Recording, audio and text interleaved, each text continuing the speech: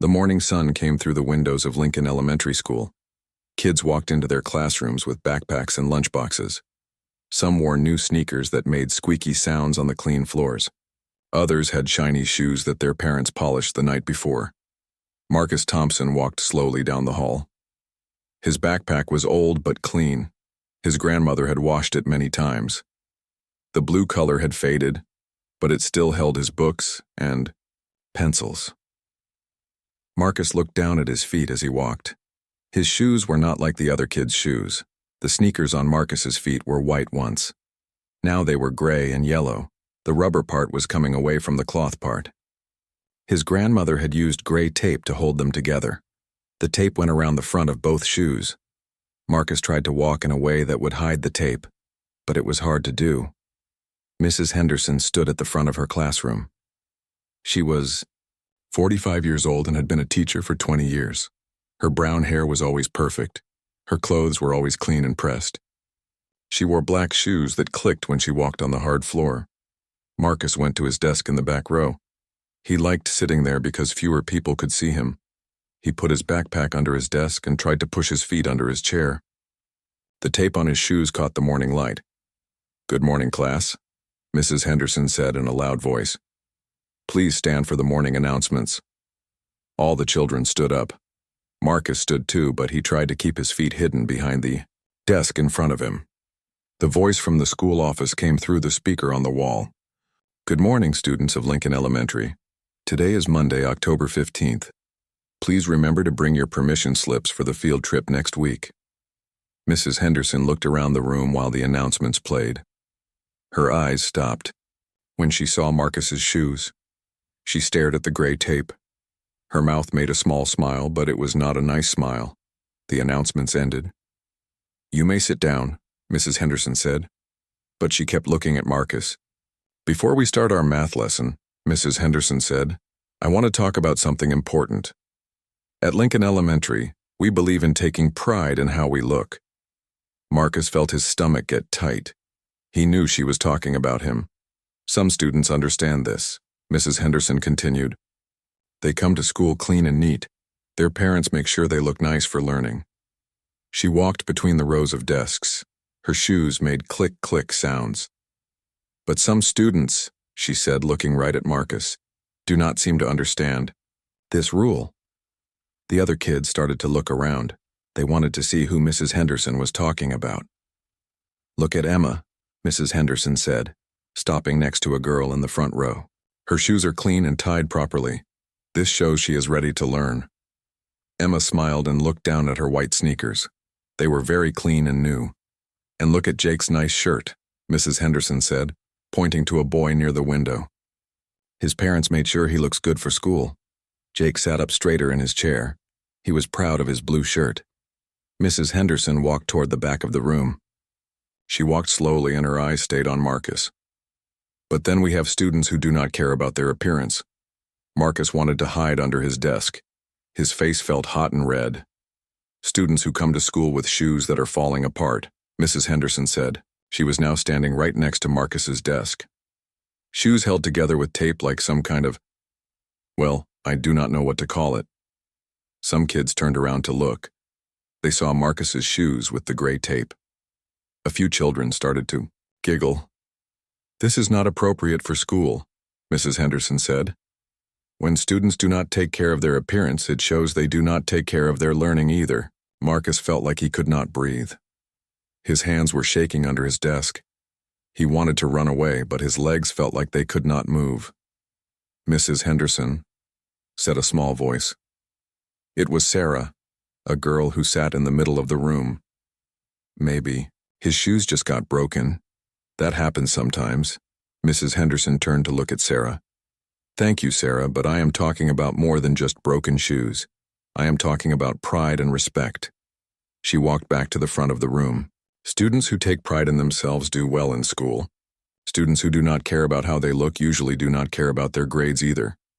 Marcus felt tears coming to his eyes, but he tried hard not to cry. Boys were not supposed to cry at school. That would make things worse. "Now, can everyone please take out their math books," Mrs. Henderson said. "Turn to page 42. The class started to work on math problems, but Marcus could not think about numbers. Some kids kept looking back at him and whispering. He heard the word tape and saw them point at his feet.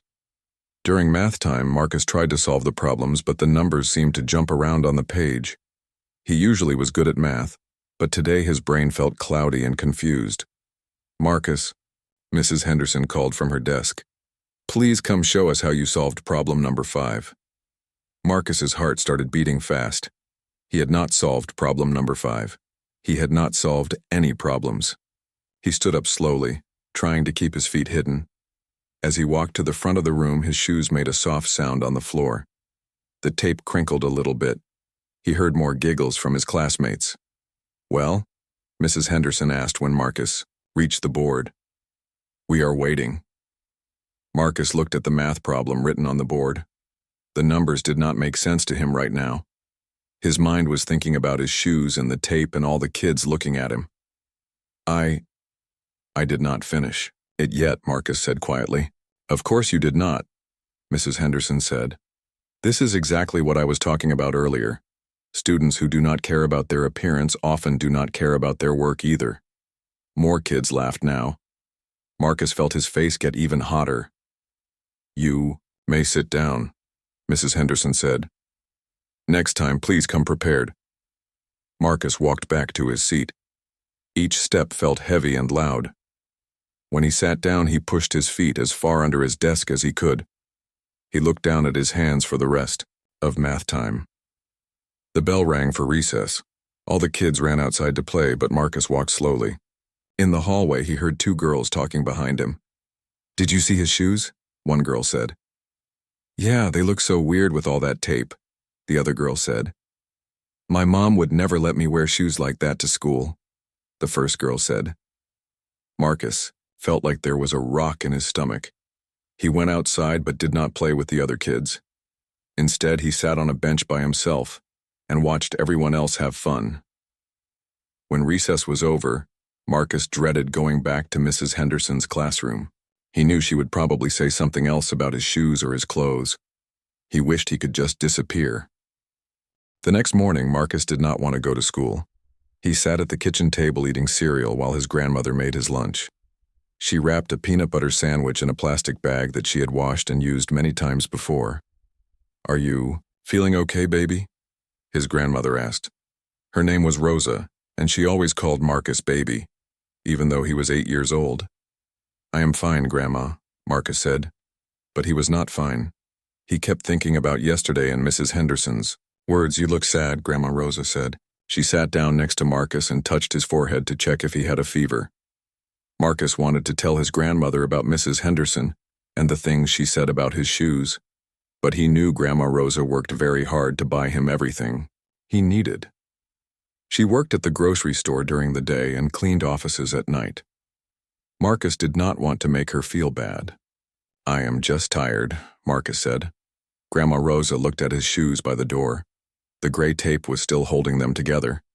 She had wanted to buy him new shoes, but the rent was due, and they needed money for food and electricity. "Next month, baby," she said softly. "Next month I will get you new shoes, I promise." Marcus hugged his grandmother. "These shoes are fine, Grandma. Do not worry about it." But when Marcus got to school, he worried about it a lot. In Mrs. Henderson's classroom, Marcus tried to sit down quickly so no one would look at his feet, but Mrs. Henderson was watching him. "Good morning, class," Mrs. Henderson said. "I hope everyone is ready for another day of learning." She walked around the room looking at each student. When she got to Marcus, she stopped. "Marcus, could you please stand up for a moment?" she asked. Marcus's heart started beating fast. "Why?" he asked quietly. "Just stand up, please," Mrs. Henderson said. Marcus stood up slowly. All the kids turned to look at him. Mrs. Henderson looked down at his shoes. The gray tape looked even worse today because one piece was starting to come loose. "Class, what do you notice about taking care of our things?" Mrs. Henderson asked. A boy named Tommy raised his hand. "We should keep them clean and nice?" "That is right, Tommy," Mrs. Henderson said. "And what happens when we do not take care of our things?" A girl named Lisa raised her hand. "They get broken and ugly?" Mrs. Henderson smiled at Lisa. Exactly. Now what do you think this tells other people about us? Marcus felt like everyone in the room was staring at his shoes. His face felt hot, and his hands started to shake. It tells them we do not care, said another student. Very good, Mrs. Henderson said. When we do not take care of our appearance, people think we do not care about anything else either. Marcus sat down quickly and pushed his feet under his desk. During lunchtime, Marcus sat alone at a table in the corner. He took out his peanut butter sandwich in the plastic bag. The other kids had lunchboxes with cartoon characters on them. Some kids bought hot lunch from the cafeteria. Marcus was eating his sandwich when he heard Mrs. Henderson talking to another teacher at the next table. Some of these children just do not have proper guidance at home, Mrs. Henderson said to Ms. Garcia, the second-grade teacher. What do you mean? Ms. Garcia asked. Well, look at that boy over there, Mrs. Henderson said. Marcus knew she was talking about him, but he pretended not to hear. He comes to school every day looking like no one cares about him at home. Ms. Garcia looked over at Marcus. Maybe his family does not have much money, she said quietly. That is no excuse, Mrs. Henderson said. You can be poor and still be clean and neat. It is about values and priorities. Marcus felt tears in his eyes. He wanted to tell Mrs. Henderson that his grandmother did care about him. She cared about him more than anything in the world. She worked 2 jobs to take care of him. She helped him with his homework every night. She made sure he took a bath and brushed his teeth. But Marcus did not say anything. He just finished his sandwich and went outside. The days went by, and Mrs. Henderson kept making comments about Marcus. She never said his name, but everyone knew she was talking about him. Some students come to school ready to learn, she would say, looking at the kids with new clothes and clean shoes. And some students show up looking like they just rolled out of bed. One day, Marcus wore a shirt that was too big for him. It used to belong to his cousin, but his cousin had grown out of it. Grandma Rosa had washed it and ironed it, but it was still too big.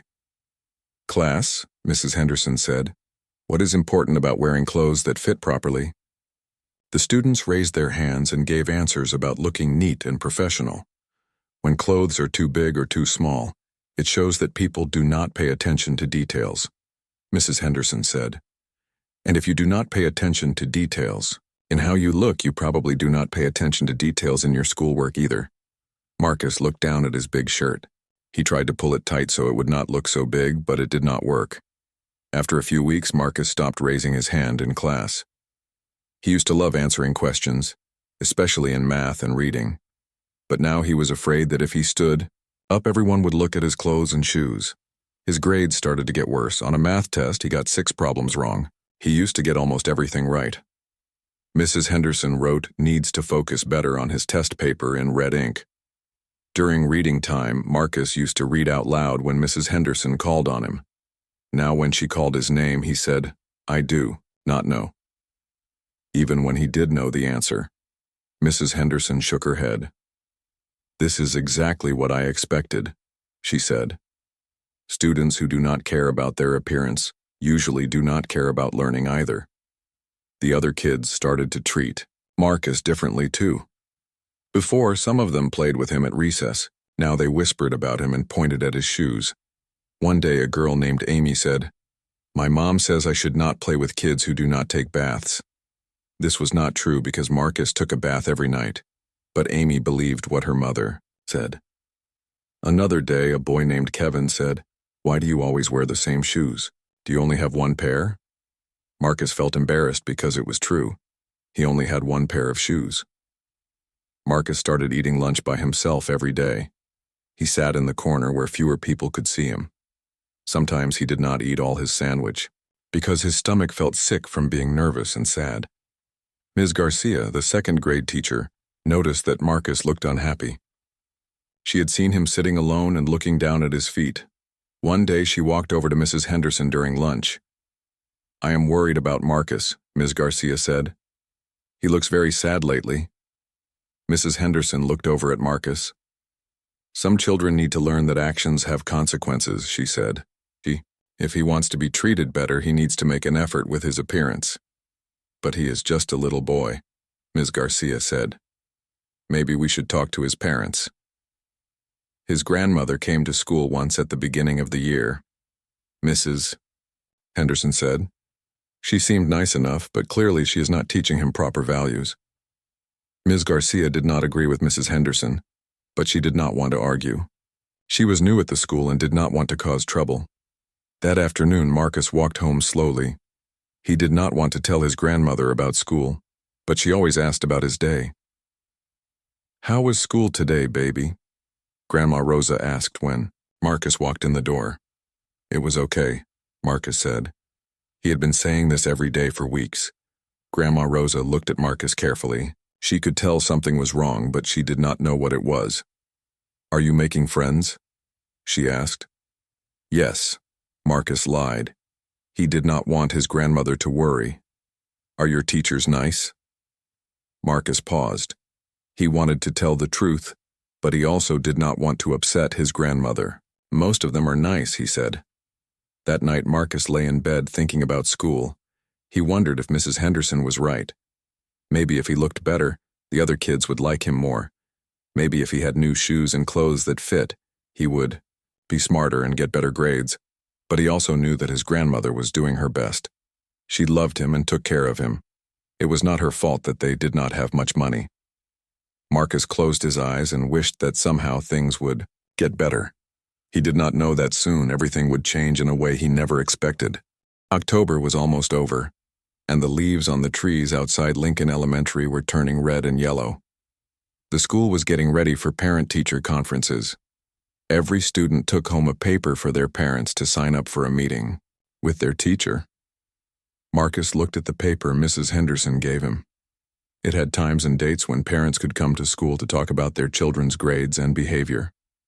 Marcus knew his grandmother would want to come, but he also felt scared about it. At home that evening, Marcus showed the paper to Grandma Rosa. She was sitting at the kitchen table paying bills. There were envelopes and papers spread out in front of her. "What is this, baby?" she asked, putting on her reading glasses. "It is for parent conferences," Marcus said. "Teachers want to meet with families to talk about school." Grandma Rosa read the paper carefully. She saw all the different times available. Most of them were during the day when she was working at the grocery store. "I will ask Mr. Peterson if I can leave work early," she said. Mr. Peterson was her boss at the grocery store. "I want to hear how you are doing in school." Marcus felt nervous. He knew Mrs. Henderson would probably tell his grandmother bad things about his grades and his appearance. He did not want his grandmother to feel sad or worried. "You do not have to come, Grandma," Marcus said. "I am doing fine in school." Grandma Rosa looked at Marcus with surprise. "Of course I want to come. I always want to know how my baby is doing." That night, Grandma Rosa called the school to sign up for a conference time, but all the good times were already taken. The only time left was during her work hours. The next day, Grandma Rosa went to talk to Mr. Peterson at the grocery store. "I need to leave work early next Tuesday," she said. "My grandson has parent-teacher conferences." Mr. Peterson was not a mean man, but he was not very understanding either. "Rosa, you know we are very busy on Tuesdays. Can you go at a different time?" "All the other times are taken," Grandma Rosa said. "This is the only time left." Mr. Peterson shook his head. "If you leave early, I will have to take money out of your pay. We cannot pay you for time you do not work." Grandma Rosa felt sad. She needed every dollar she earned to pay for rent and food and electricity, but she also wanted to go to Marcus's school. "I understand," she said. "I will still go." When Tuesday came, Grandma Rosa left work 3 hours early. This meant she would lose 3 hours of pay, which was money they needed for groceries that week. But when Grandma Rosa got to school, she found out that Mrs. Henderson had forgotten to write her name on the list. The teacher was meeting with other parents and said she did not have time to meet with Grandma Rosa. "I am sorry," the school secretary said. "Mrs. Henderson is very busy today. Can you come back another time?" Grandma Rosa felt upset. She had lost money from work and taken the bus to school, and now she could not even meet with the teacher. "When is another time?" Grandma Rosa asked. The secretary looked at a calendar. "Maybe next month. I will call you." Grandma Rosa went home, feeling worried and confused. She wondered if there was a problem with Marcus that the teacher did not want to talk about. The next day at school, Mrs. Henderson was talking to other teachers in the teacher's lounge. This was a room where only teachers could go. They sat there during lunch and break times. Some parents just do not care about their children's education, Mrs. Henderson said to Mr. Williams, the fourth grade teacher. What do you mean? Mr. Williams asked. Well, I have this student whose grandmother never even showed up for conferences, Mrs. Henderson said. She signed up but then did not come. It shows that education is not important to some families. Mrs. Henderson did not tell the other teachers that she had forgotten to put Grandma Rosa's name on her list. She made it sound like Grandma Rosa just did not care. That is too bad, said Ms. Garcia, who was eating her lunch at the same table. Which student? Marcus Thompson, Mrs. Henderson said. He comes to school looking like nobody cares about him at home. And now his grandmother cannot even bother to come to a conference. Ms. Garcia remembered Marcus. She had seen him sitting alone at lunch many times. Maybe the grandmother had to work, she said. Some families have trouble getting time off. That is just an excuse, Mrs. Henderson said. If education was really important to them, they would find a way. Marcus was walking down the hall to get a drink of water when he heard Mrs. Henderson's voice coming from the teacher's lounge. The door was open a little bit and he could hear what she was saying. Some parents just do not care about education, he heard Mrs. Henderson say. Marcus stopped walking. He knew she was talking about his grandmother. His grandmother never even showed up for conferences, Mrs. Henderson continued. It shows that education is not important to some families. Marcus felt like someone had hit him in the stomach. He knew his grandmother cared about his education. She helped him with homework every night. She read stories to him. She always asked about school. He comes to school looking like nobody cares about him at home, Mrs. Henderson said. Marcus started to feel angry and sad at the same time. His grandmother did care about him. She loved him more than anything. She worked 2 jobs to take care of him. She had tried to come to the conference. If education was really important to them, they would find a way, Mrs. Henderson said. Marcus could not listen anymore. He felt tears coming to his eyes. He ran down the hall toward the bathroom. His shoes made squeaky sounds on the floor and the tape crinkled with each step. In the bathroom, Marcus went into one of the stalls and closed the door. He sat down and started to cry. He cried because Mrs. Henderson was saying mean things about his grandmother. He cried because the other kids made fun of his shoes. He cried because he felt alone and sad every day at school. Marcus tried to stop crying, but the tears kept coming.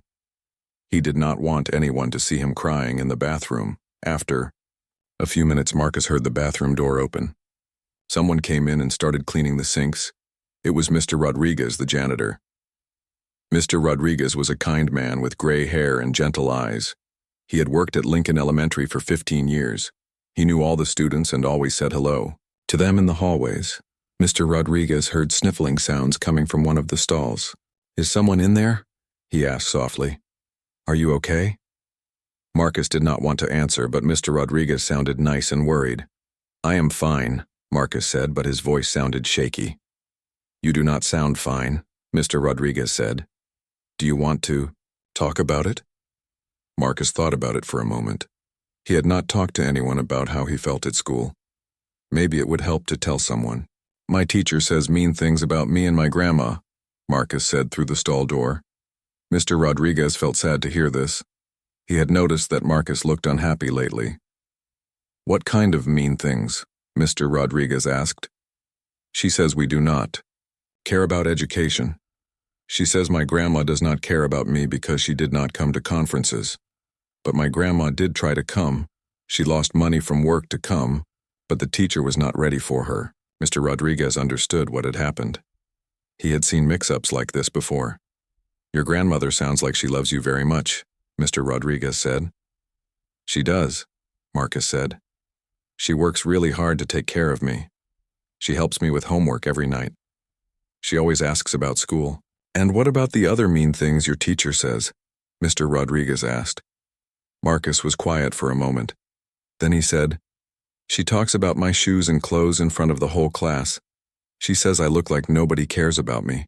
But my grandma does care. We just do not have much money for new things." Mr. Rodriguez felt angry that a teacher would embarrass a child like this. He knew that many families at Lincoln Elementary did not have much money. It was not fair to make children feel bad about it. "Marcus, can you come out so we can talk better?" Mr. Rodriguez asked. Marcus opened the stall door. His eyes were red from crying, and his cheeks were wet with tears. Mr. Rodriguez handed Marcus some paper towels to wipe his face. "Listen to me, Marcus," Mr. Rodriguez said. "How you look on the outside does not matter as much as who you are on the inside. You are a good kid with a good heart. Your grandmother loves you, and that is what matters most." Marcus felt a little better hearing these kind words. "But why does Mrs. Henderson say those things?" Marcus asked. Mr. Rodriguez shook his head. "Sometimes adults make mistakes. Sometimes they forget that their words can hurt children's feelings. That does not make it okay, but it is not your fault." "What should I do?" Marcus asked. "Keep being yourself," Mr. Rodriguez said. "Keep working hard in school. Keep loving your grandmother, and remember that you are important and valuable, no matter what anyone else says." Marcus smiled a little bit for the first time in weeks. "Thank you, Mr. Rodriguez," he said. "You are welcome, Marcus. And if you ever need someone to talk to, you can always find me. I'm usually cleaning somewhere in the school." Marcus went back to class feeling a little bit stronger, but he still felt sad and angry about what Mrs. Henderson had said about his grandmother. He wished there was a way to make her understand that his family did care about education and that his grandmother loved him very much. That afternoon, Marcus walked home thinking about everything that had happened. He decided he would not tell his grandmother about what Mr. Rodriguez could not stop thinking about his conversation with Marcus in the bathroom. That evening, he went home to his small apartment and sat at his kitchen table with a cup of coffee. He had been working at schools for many years, and he had seen teachers who cared deeply about their students. But he had also seen teachers who forgot that children have feelings. The next morning, Mr. Rodriguez decided to pay more attention to Marcus during the school day. He wanted to understand what was really happening in Mrs. Henderson's classroom. During his morning cleaning rounds, Mr. Rodriguez walked past Mrs. Henderson's classroom. Through the open door, he could see Marcus sitting in the back row with his feet pushed far under his desk. The boy looked small and sad. Mr. Rodriguez heard Mrs. Henderson talking to the class about proper presentation and taking pride in appearance. Even though she did not say Marcus's name, Mr. Rodriguez could see that the boy was looking down at his hands with red cheeks. At lunchtime, Mr. Rodriguez watched Marcus sit alone at a corner table. The boy ate his sandwich quietly while other children laughed and played together at nearby tables. Mr. Rodriguez noticed that Marcus kept looking around nervously, as if he was worried someone might say something mean to him. After lunch, Mr. Rodriguez was emptying trash cans when he overheard two third-grade girls talking. "My mom says that boy with the taped shoes probably does not have a real family," one girl said. "Yeah, my mom says some kids just do not have parents who care about them," the other girl said. Mr. Rodriguez felt sad to hear children repeating things their parents had said. He knew that children often believed what adults told them, even when those adults were wrong. That afternoon, Mr. Rodriguez decided to learn more about Marcus's home situation. He went to the school office and talked to Mrs. Patterson, the school secretary. Mrs. Patterson had worked at Lincoln Elementary for 10 years and knew many of the families. "Mrs. Patterson," Mr. Rodriguez said, "can you tell me about Marcus Thompson's family? I am worried about him." Mrs. Patterson looked through her files. "Let me see," she said. "Marcus lives with his grandmother, Rosa Thompson. She is listed as his guardian." "What about his parents?" Mr. Rodriguez asked. Mrs. Patterson lowered her voice. "According to our records, his mother passed away 2 years ago. There is no father listed on the forms." Mr. Rodriguez felt his heart break a little. Marcus had lost his mother when he was only 6 years old. "The grandmother seems very caring," Mrs. Patterson continued. "She filled out all the forms very carefully. She wrote down 2 phone numbers where we can reach her. one for her day job at Peterson's grocery store and one for her night job cleaning offices. She works 2 jobs? Mr. Rodriguez asked. Yes, it looks like it, Mrs. Patterson said. And she always makes sure Marcus has his lunch money and field trip permission slips. She never misses anything important.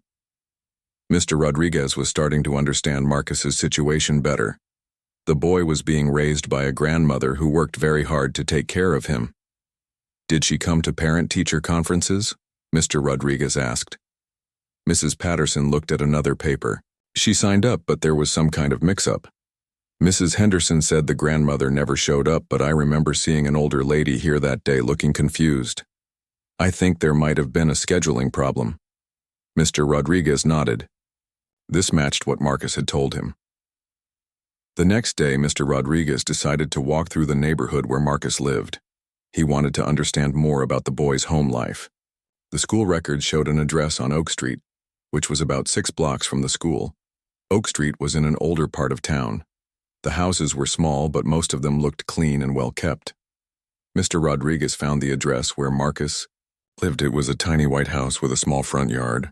The grass was cut short and there were flowers planted in old coffee cans by the front steps. Mr. Rodriguez could see that someone cared about making the house look nice, even though they probably did not have much money for fancy decorations. That evening, Mr. Rodriguez happened to be at Peterson's grocery store buying milk for his apartment. He remembered that Mrs. Patterson had said Marcus's grandmother worked there. At the checkout counter, he met Rosa Thompson for the first time. She was a small woman with gray hair pulled back in a neat ponytail. She wore a clean grocery store uniform and smiled at every customer. Good evening, Rosa said to Mr. Rodriguez. Did you find everything you needed? Yes, thank you, Mr. Rodriguez said. Then he made a decision to introduce himself. Are you Mrs. Thompson? I work at Lincoln Elementary School. I know your grandson Marcus. Rosa's face lit up with a big smile. Oh yes, Marcus is my baby. How is he doing at school? Is he being good? Mr. Rodriguez could hear the love and pride in her voice. He is a very good boy, he said. Very polite and kind. I worry about him sometimes, Rosa said quietly, looking around to make sure her boss was not listening. He seems a little sad lately. I ask him about school, but he just says everything is fine. Mr. Rodriguez wanted to tell Rosa about what Mrs. Henderson was doing, but he knew he had to be careful. He did not want to cause trouble for Marcus or make Rosa worry too much. Sometimes school can be hard for children, he said, but Marcus is a strong, smart boy. You are doing a great job raising him. Rosa smiled, but Mr. Rodriguez could see worry in her eyes. I try my best. His mama died when he was little, so it is just me and him now. I work 2 jobs to make sure he has what he needs, but sometimes I worry it is not enough. Where is his father? Mr. Rodriguez asked gently. Rosa's face became sad. Marcus's daddy left when Marcus was a baby. He said he was not ready to be a father. So it has been just me and Marcus and his mama until... She stopped talking and wiped her eyes. Mr. Rodriguez felt even more sad for Marcus and his grandmother. They had been through so much together. You are a wonderful grandmother, Mr. Rodriguez said. Marcus is lucky to have you. I just want him to have a good education and a good life, Rosa said. I help him with his homework every night. I read to him. I make sure he gets to school on time every day. I can tell you care about his education very much, Mr. Rodriguez said. Oh yes, Rosa said. Education is the most important thing. I never got to finish high school myself, but I want Marcus to go to college someday. I save every penny I can for his future. Mr. Rodriguez paid for his milk and said goodbye to Rosa.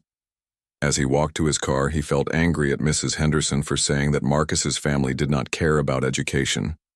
Rosa clearly cared very much about her grandson's future. The next morning at school, Mr. Rodriguez watched Marcus more carefully. He saw how the boy tried to hide his shoes and how he avoided raising his hand in class, even when he knew the answers. He saw how Marcus ate lunch alone and how other children whispered about him. During his break, Mr. Rodriguez went to talk to Ms. Garcia, the second-grade teacher. He had heard her defending Marcus in the teacher's lounge before. Ms. Garcia, he said, can I talk to you about something? Of course, Mr. Rodriguez, what is it? I am worried about Marcus Thompson. I think he is being treated unfairly. Ms. Garcia looked around to make sure no one else could hear them. I have been worried about him too. He always looks so sad, and I do not think Mrs. Henderson should make comments about children's clothes. Have you talked to anyone about this? Mr. Rodriguez asked. I thought about it, Ms. Garcia said. But Mrs. Henderson has been here for 20 years. I am new, and I do not want to cause problems. But I do think someone should help Marcus. Mr. Rodriguez nodded. I met his grandmother yesterday. She works 2 jobs and loves that boy very much. She lost her daughter 2 years ago, and she is raising Marcus all by herself. That is so sad, Ms. Garcia said. No wonder Marcus looks upset all the time. Mrs. Henderson told other teachers that the grandmother does not care about education, Mr. Rodriguez said. But that is not true. The grandmother helps Marcus with homework every night and saves money for his college fund. Ms. Garcia shook her head. That is not fair. Someone needs to know the truth about this family. Mr. Rodriguez was quiet for a moment. Then he said, maybe someone will find out soon. Neither Mr. Rodriguez nor Ms. Garcia knew that big changes were coming to Lincoln Elementary School. They did not know that next week, there would be a new principal who would change everything for Marcus. That afternoon, Mr. Rodriguez saw Marcus, walking slowly to the bus. The boy's shoulders were bent down and he was dragging his backpack on the ground. Marcus, Mr. Rodriguez called out. Marcus turned around and gave a small wave. Have a good evening, Mr. Rodriguez said. See you tomorrow. Marcus smiled a tiny bit and got on his bus. Mr. Rodriguez watched the bus drive away and made a promise to himself. He would keep watching out for Marcus. If Mrs. Henderson continued to treat the boy unfairly, he would find a way to help. Irene, child deserved to feel safe and valued at school, no matter what kind of shoes they wore or how much money their family had. Monday morning felt different at Lincoln Elementary School. There was excitement in the air because the teachers and staff were going to meet their new principal. The old principal, Mr. Walker, had retired over the summer, and everyone was curious about who would take his place. Marcus walked into Mrs. Henderson's classroom just like every other morning. He sat in his usual seat in the back row and pushed his feet under his desk. His shoes still had gray tape holding them together, and his shirt was clean but faded from many washings. Mrs. Henderson seemed nervous that morning. She kept looking at the clock and straightening papers on her desk. All the teachers knew they would have a staff meeting after school to meet the new principal. Good morning, class, Mrs. Henderson said. Today we have a very important visitor coming to our school. We have a new principal, and he might visit some classrooms. Marcus wondered what the new principal would be like.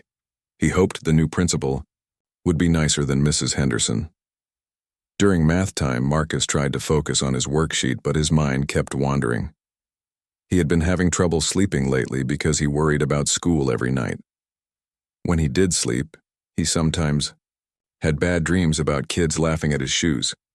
At lunchtime, Marcus sat at his usual table in the corner. He unwrapped his peanut butter sandwich and took out an apple that his grandmother had packed for him. While he was eating, he saw a tall man in a dark suit walking through the cafeteria.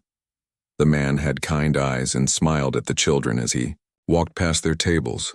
Some kids waved at him and he waved back. Marcus thought this might be the new principal. The man walked over to where Marcus was sitting.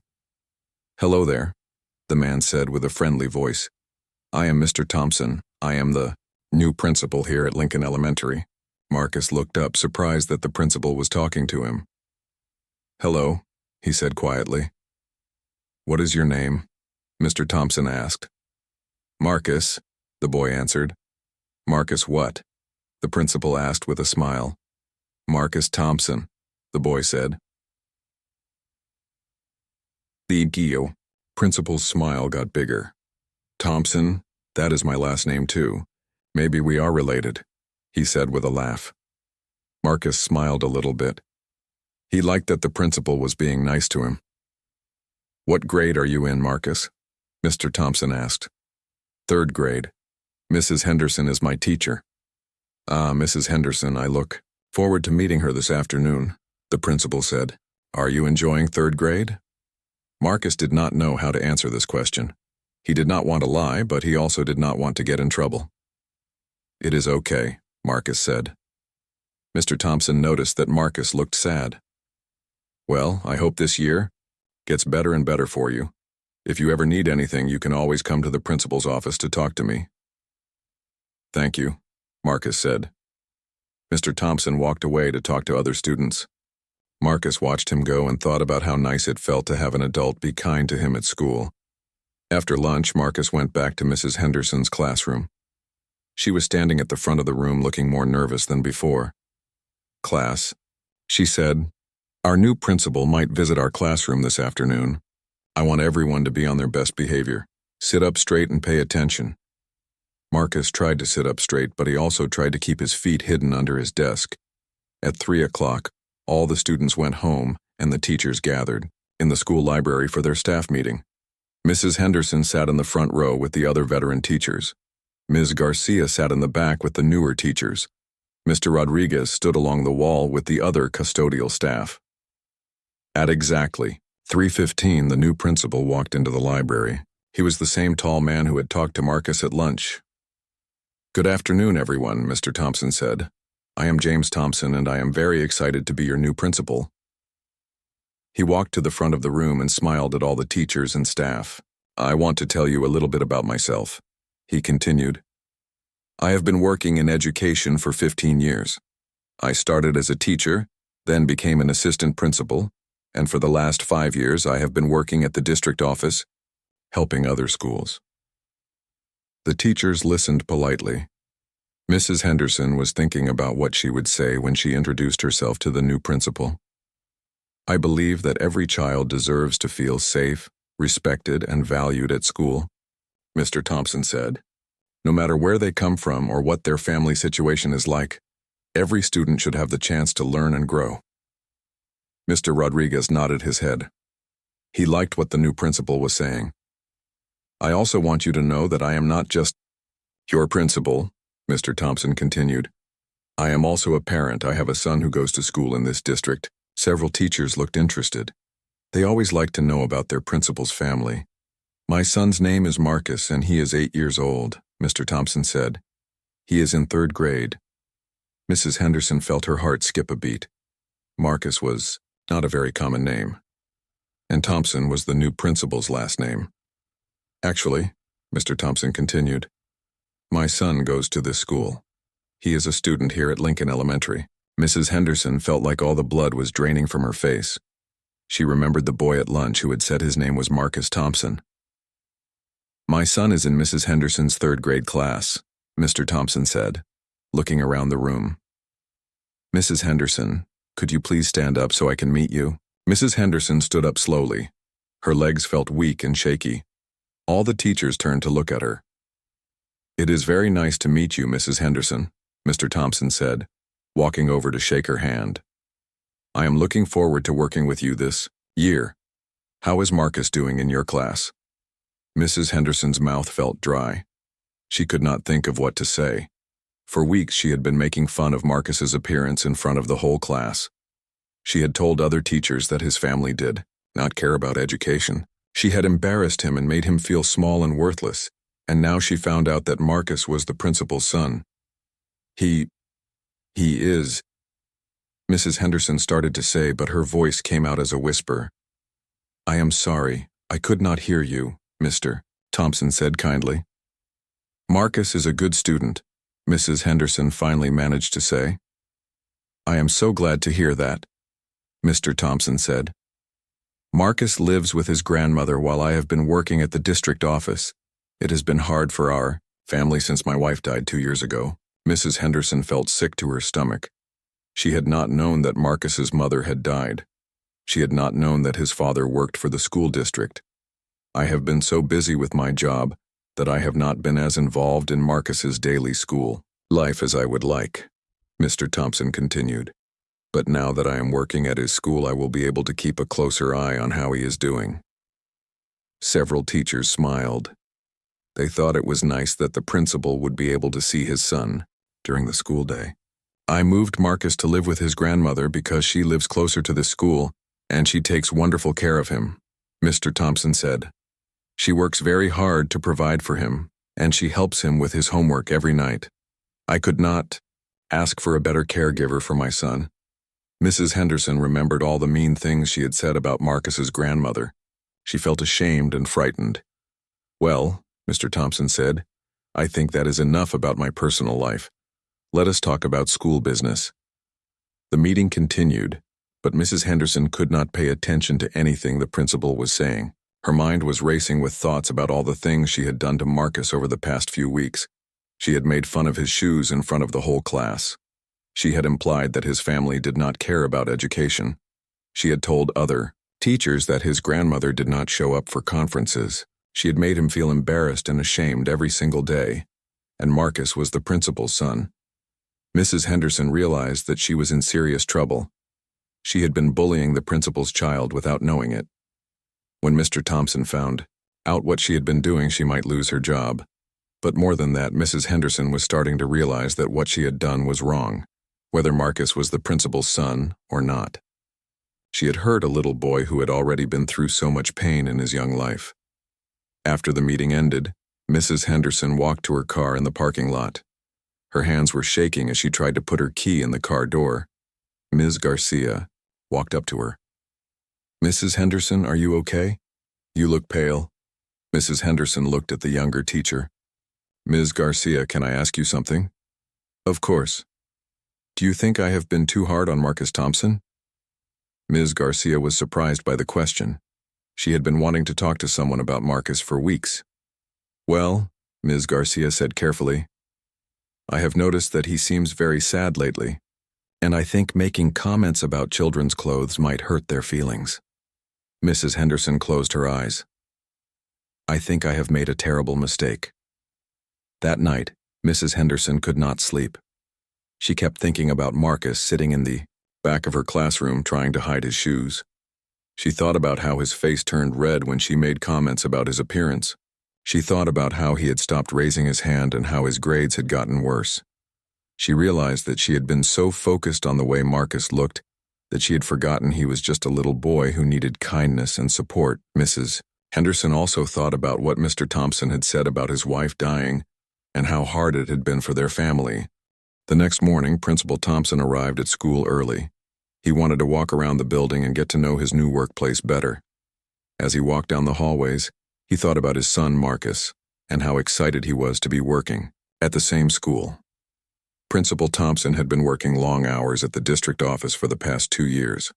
Since his wife died, he had thrown himself into his work as a way to deal with his sadness. But he knew that this had meant spending less time with Marcus than he should have.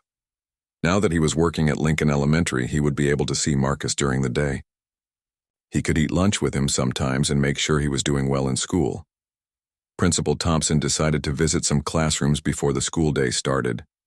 He wanted to see how teachers prepared for their students and get a feel for the school's atmosphere. He walked past Mrs. Henderson's classroom and saw her sitting at her desk looking worried and tired. She looked up when she saw him in the doorway. Good morning, Mrs. Henderson, Principal Thompson said with a smile. How are you today?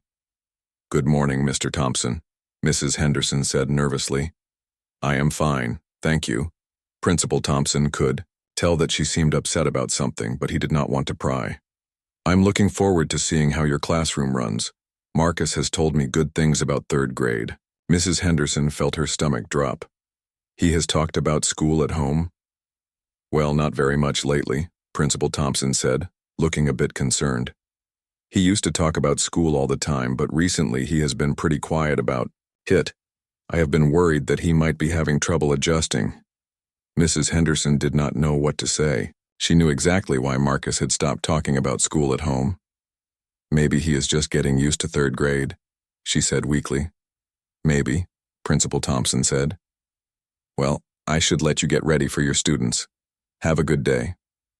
After Principal Thompson left, Mrs. Henderson put her head down on her desk. She felt terrible about what she had done to Marcus, and she did not know how to fix it. When the students arrived that morning, Marcus walked into the classroom and sat in his usual seat in the back row. He had no idea that his father was the new principal. Principal Thompson had been working late hours for so long that Marcus was usually asleep when his father got home from work. Mrs. Henderson looked at Marcus and saw him in a completely different way than before. Instead of seeing a boy with worn-out shoes and faded clothes, she saw a child who had lost his mother and was being raised by a loving grandmother while his father worked hard to provide for them. She noticed how Marcus kept his head down and how he tried to make himself invisible in the back of the room. She realized that her comments over the past few weeks had made him feel ashamed and worthless.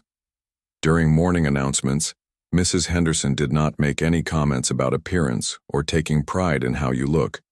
She just listened to the announcements, quietly. At lunchtime, Principal Thompson decided to eat in the cafeteria with the students. He wanted to see how lunchtime worked at his new school. He got a tray of food and looked around for a place to sit. He saw Marcus sitting alone at a corner table, just like he had the day before. Principal Thompson walked over to sit with him. "Hi, Marcus," he said, sitting down across from the boy. "Mind if I join you for lunch?" Marcus looked up in surprise. "You want to sit with me?" "Of course," Principal Thompson said. "I enjoyed talking with you yesterday." As they ate lunch together, Principal Thompson noticed that Marcus seemed very quiet and sad. The boy kept looking around nervously as if he was worried about something. "Marcus, is everything okay?" Principal Thompson asked gently. "You seem a little upset." Marcus looked down at his sandwich. He wanted to tell this nice principal about how unhappy he was at school, but he was afraid it would cause trouble. "School is okay," Marcus said quietly. "Just okay?" Principal Thompson asked. "What about your teacher? Do you like Mrs. Henderson?" Marcus did not know how to answer this question. He did not want to lie, but he also did not want to say anything bad about his teacher. She is fine," Marcus said. Principal Thompson could tell that Marcus was not telling him the whole truth. Something was bothering the boy, but he did not feel comfortable talking about it. "You know, Marcus, if you ever have any problems at school, you can always come talk to me. That is what principals are for." Marcus looked up at Principal Thompson's kind face. "Really?" "Really," Principal Thompson said. "Sometimes school can be difficult, and it helps to have someone to talk to." Marcus thought about this. He had been keeping his feelings inside for so long that it felt like his chest was full of heavy rocks. "Mr. Thompson," Marcus said quietly, "what if a teacher says mean things about the way you look?" Principal Thompson felt alarm bells going off in his head. "So what do you mean, Marcus? What if a teacher talks about your clothes or your shoes in front of the whole class?" Marcus asked. Principal Thompson's face became serious. "That should never happen, Marcus. Teachers should never make students feel bad about their appearance." Marcus looked around to make sure no one could hear them. "What if a teacher says that your family does not care about education?" Now Principal Thompson was very concerned. "Has someone said these things to you, Marcus?" Marcus nodded slowly. His eyes were starting to fill with tears. "Who said these things?" Principal Thompson asked, gently. Marcus was scared to tell the truth, but he was also tired of keeping everything inside. "Mrs. Henderson," he whispered. "She talks about my shoes and clothes in front of everyone. She says families like mine do not care about school. The other kids laugh at me now." Principal Thompson felt his heart breaking and his anger rising. At the same time, his sweet, gentle son had been suffering because a teacher was bullying him. "Marcus, how long has this been going on?" he asked. "Since the beginning of school," Marcus said. "Every day she says something about the way I look. She tells the whole class that people who do not dress nice do not care about learning." Principal Thompson was trying to stay calm, but inside he was furious. How dare a teacher treat his child this way? How dare she embarrass and humiliate a little boy who had already been through so much? And she said, "Grandma Rosa does not care about education?" Principal Thompson asked. Marcus nodded. "She told other teachers that Grandma does not care because she did not come to conferences. But Grandma did try to come.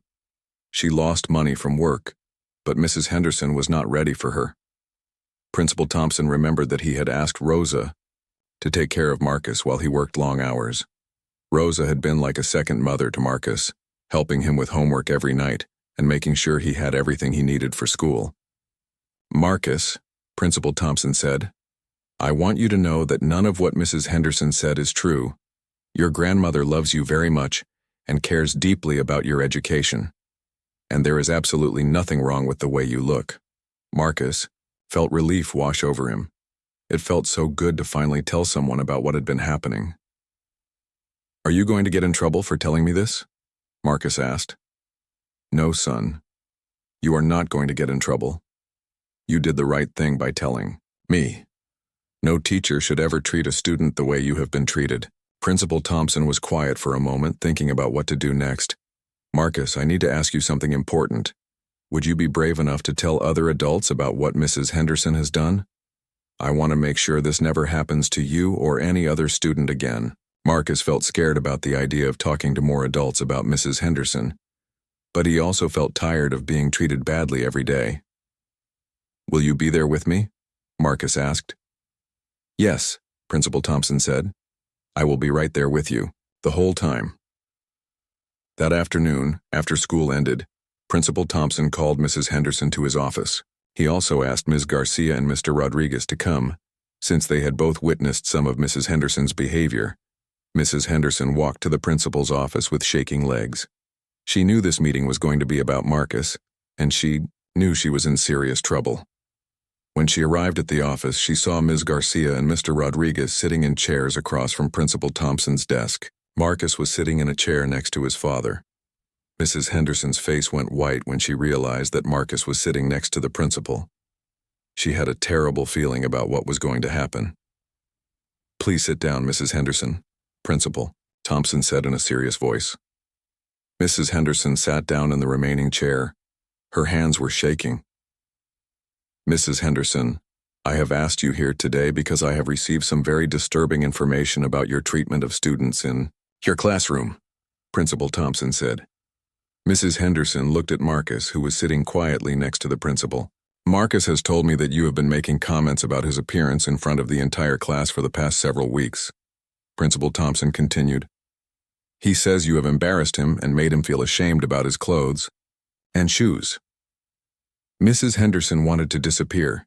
She could not look at Marcus or Principal Thompson. "Is this true, Mrs. Henderson?" Principal Thompson asked. Mrs. Henderson knew she could not lie. Too many people had heard her comments. "Yes," she said quietly. "It is true." "And did you tell other teachers that Marcus's family does not care about education?" Principal Thompson asked. The next morning, Mrs. Henderson arrived at school earlier than usual. She had not slept at all the night before.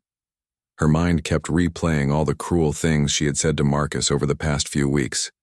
She kept thinking about how small and sad he had looked sitting in the back of her classroom. At 8 o'clock sharp, Mrs. Henderson walked to Principal Thompson's office for the formal disciplinary meeting. Her hands were shaking as she knocked on the door. "Come in," Principal Thompson said. When Mrs. Henderson entered the office, she saw several people sitting around a large table. Principal Thompson was there, along with Dr. Martinez from the district office.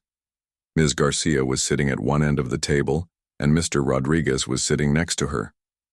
Marcus was there too, sitting close to his father. "Please sit down, Mrs. Henderson," Dr. Martinez said. She was a stern woman with gray hair who had been working in education for 30 years. She had seen many disciplinary cases, but bullying by teachers always made her especially angry. Mrs. Henderson sat down in the chair across from everyone else. She felt like she was on trial, which, in a way, she was. "Mrs. Henderson," Dr. Martinez began, "we are here today to discuss serious allegations about your treatment of student Marcus Thompson. Before we begin, I want you to understand that this is a formal disciplinary hearing. Everything that is said here will be documented in your personnel file." Mrs. Henderson nodded. Her mouth felt dry, and she could barely speak. "Let us start with Marcus," Dr. Martinez said, turning to look at the boy with kind eyes. "Marcus, can you tell us what happened in your classroom with Mrs. Henderson?" Marcus looked at his father, who nodded encouragingly. "She talked about my shoes in front of everyone," Marcus said quietly. "She said that students who do not take care of their appearance do not take care of their learning either." "When did this start happening?" Dr. Martinez asked. "On the first day, she noticed my shoes," Marcus said. "They have tape on them because they are old and broken. She made the whole class look at them. Dr. Martinez wrote notes on a piece of paper. What else did Mrs. Henderson say about your appearance? Marcus took a deep breath. With his father sitting next to him, he felt brave enough to tell the truth. She said that some students come to school looking like nobody cares about them at home. She said that when clothes are too big, it shows that people do not pay attention to details. She made examples out of other kids who looked nice, and then she would look at me when she talked about students who looked bad. Mrs. Henderson closed her eyes. Hearing Marcus repeat her words made her realize how cruel they sounded. How did this make you feel, Marcus? Dr. Martinez asked gently. It made me feel ashamed, Marcus said. It made me not want to raise my hand in class anymore. The other kids started laughing at me and saying mean things about my shoes and clothes. Did Mrs. Henderson ever say anything about your family? Dr. Martinez asked. Marcus nodded. She told other teachers that my grandma does not care about education because she did not come to parent conferences. But my grandma did try to come. She lost money from work to be there, but Mrs. Henderson was not ready for her. Dr. Martinez turned to look at Mrs. Henderson with a stern expression. Mrs. Henderson, is everything Marcus has said true? Mrs. Henderson knew she could not lie anymore. Yes, she said quietly. Everything he said is true. Ms. Garcia, Dr. Martinez said, you are here as a witness. What did you observe in regard to Mrs. Henderson's treatment of Marcus? Ms. Garcia spoke carefully but honestly. I heard Mrs. Henderson make comments about students' appearance during class. I also heard her talking to other teachers about Marcus's family, saying that they did not care about education. Did you ever see Marcus's behavior change over the past few weeks? Dr. Martinez asked. Yes, Ms. Garcia said. He went from being a participative student to being very withdrawn. He stopped raising his hand and started eating lunch alone. He always looked sad and nervous. Dr. Martinez turned to Mr. Rodriguez. Mr. Rodriguez, what did you observe? Mr. Rodriguez sat up straight. I found Marcus crying in the bathroom one day.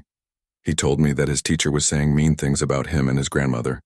I also overheard Mrs. Henderson talking to other teachers about Marcus's family in a very unkind way. What did Marcus tell you specifically? Dr. Martinez asked. He said that Mrs. Henderson talked about his shoes and clothes in front of the whole class. He said she told other teachers that his grandmother did not care about education. But when I met his grandmother, I could see that she loves Marcus very much and works very hard to take care of him. Dr. Martinez had been writing notes throughout all of this testimony. Now she put down her pen and looked directly at Mrs. Henderson.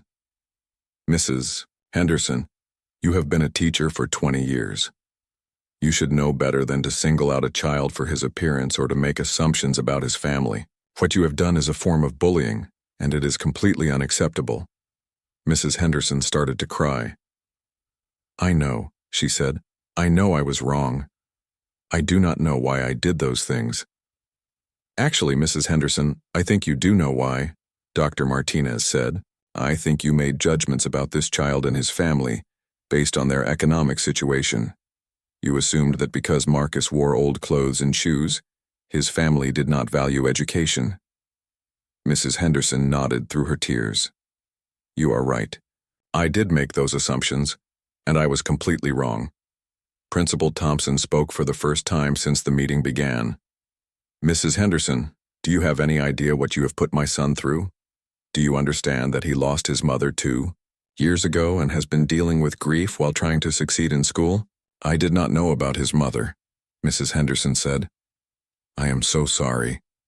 But even if his mother had not died, Principal Thompson said, what you did would still be wrong.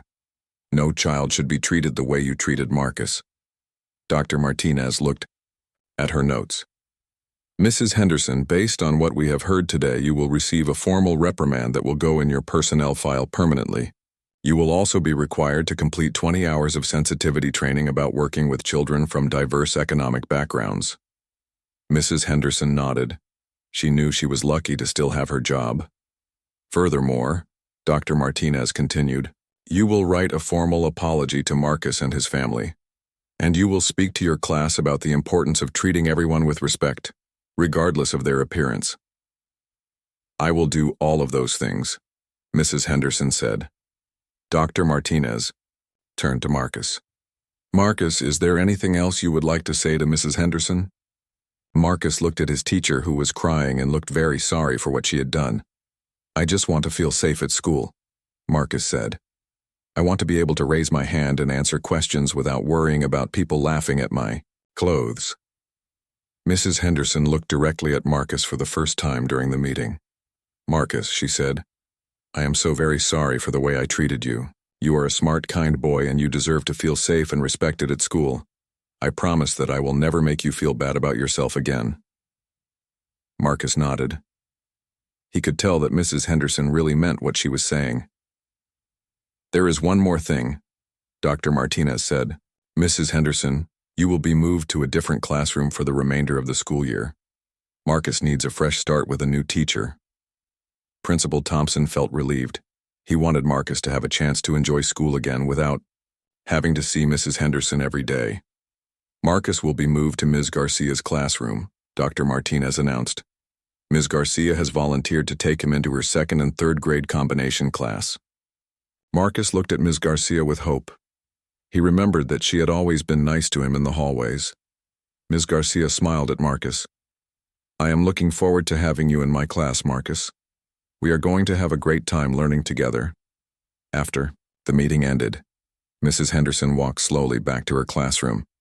She knew that she had almost lost her job because of her cruelty to a little boy. More importantly, she knew that she had caused real pain to a child who was already dealing with loss and hardship. That afternoon, Mrs. Henderson sat at her desk and wrote a letter to Marcus and his family. She wrote about how sorry she was and how wrong she had been to judge them. She promised to be a better teacher and a better person. Meanwhile, Marcus was getting settled in Ms. Garcia's classroom. The room was bright and colorful, with student artwork hanging on the walls. Ms. Garcia had prepared a desk for him right in the middle of the room, where he could see everything and participate fully in class. Marcus, Ms. Garcia said, I want you to know that in this classroom we treat everyone with kindness and respect. No one will ever make fun of the way you look or where you come from.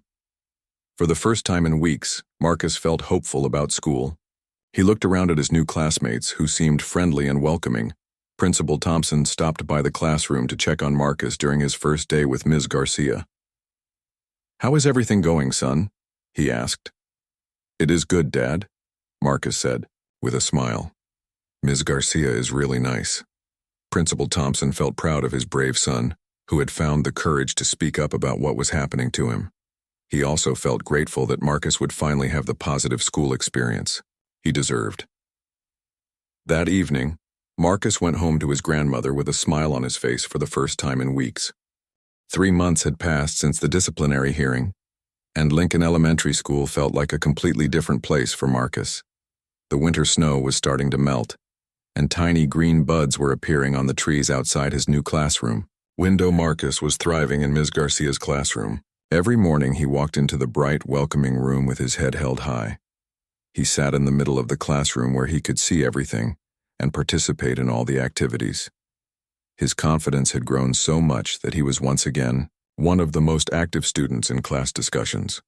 Marcus, can you tell us what 7 times 8 equals? Ms. Garcia asked during math time. Marcus raised his hand eagerly. 56, he said with a big smile. That is exactly right, Ms. Garcia said. Great job. Marcus felt proud of himself. In Mrs. Henderson's classroom, he had stopped raising his hand because he was afraid of being embarrassed. Now he loved showing what he knew. The other students in Ms. Garcia's class had welcomed Marcus warmly.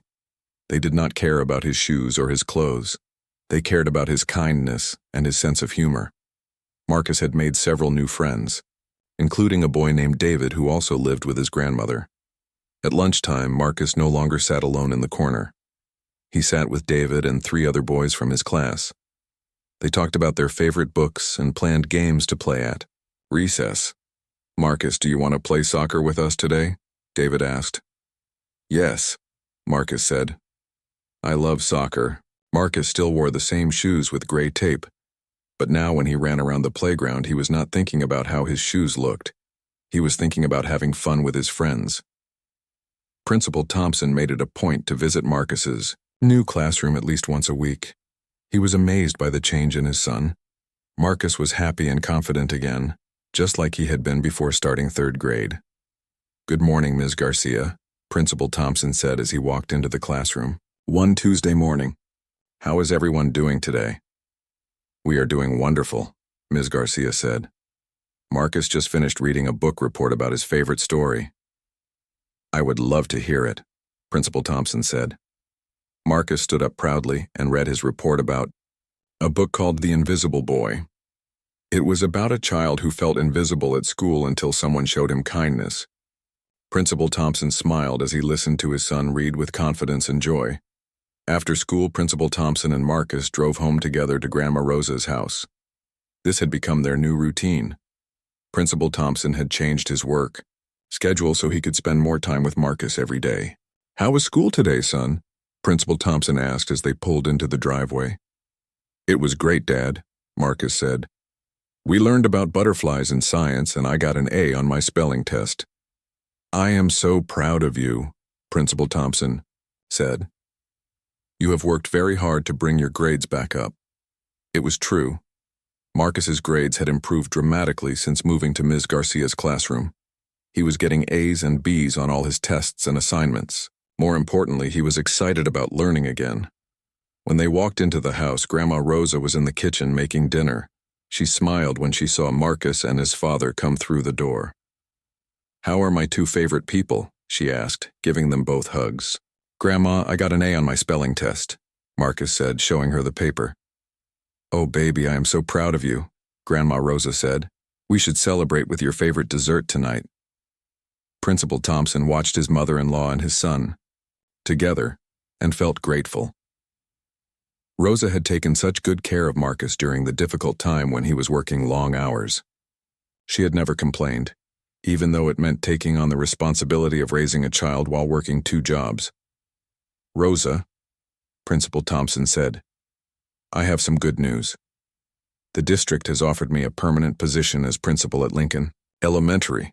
This means I will not have to travel to other schools anymore. I can stay here and be close to Marcus." "That is wonderful news," Rosa said. "Marcus needs his father nearby." Principal Thompson had made a decision to put his family first.